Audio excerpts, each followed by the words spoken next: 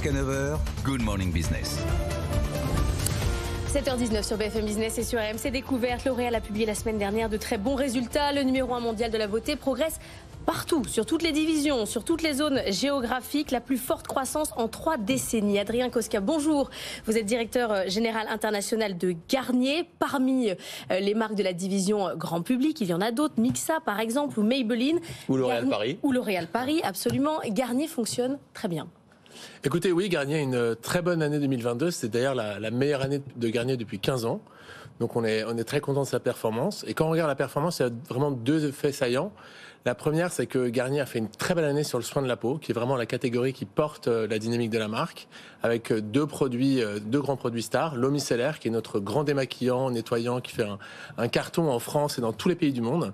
Et le déploiement du sérum à la vitamine C, qui est un sérum anti-tache, booster d'éclat, un actif dermatologique et naturel, qui vient de l'Asie du Sud et qui est en train de conquérir tous les marchés du monde. Alors il faut rappeler que Garnier, vous êtes distribué dans la grande distribution.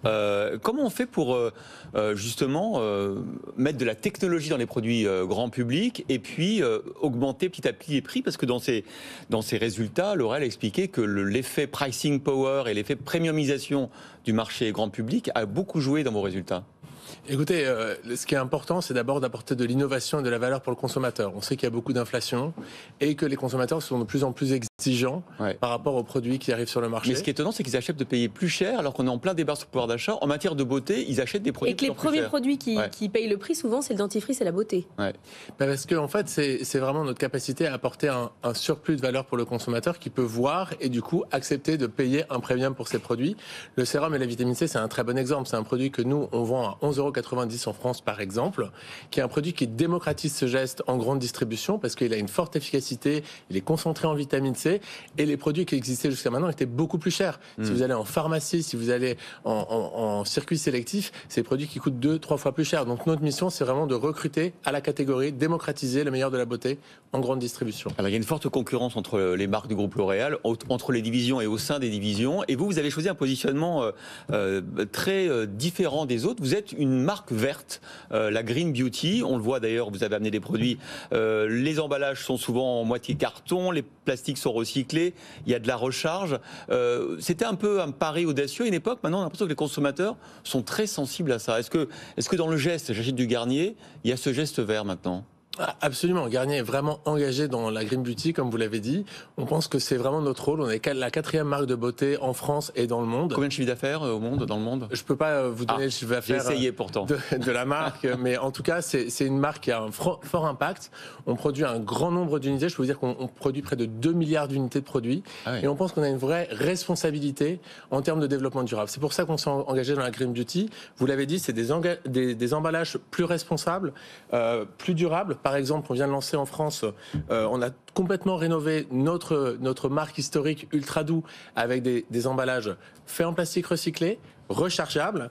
Et la recharge, c'est un bon exemple par rapport à votre question sur le prix. C'est un produit qui est plus durable, mais aussi plus économique. On dit moins de plastique, plus économique, parce que quand vous achetez une recharge comme ça, vous payez le shampoing moins cher au litre et vous économisez 70% de plastique. Vous savez qu'il y a une autre journaliste, Mivira, qui utilise vos recharges comme des produits sans les transvaser. C'est pour ça que vous mettez des bouchons dessus, peut-être, non ? On laisse aux consommateurs faire ce qu'ils préfèrent.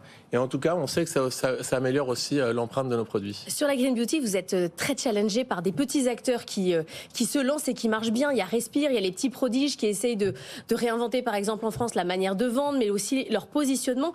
Comment vous les voyez ? Vous les regardez et vous vous dites allez, j'attends un an et je les rachète, ou ça vous challenge en interne ? Nous, on veut qu'il y ait de plus en plus de marques qui soient engagées dans le développement durable. C'est très important pour nous.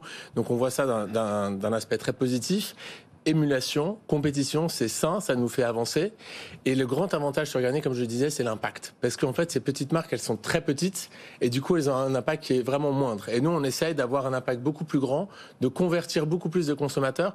Garnier, aujourd'hui, c'est 20 millions de consommateurs en France et une salle de bain sur 2.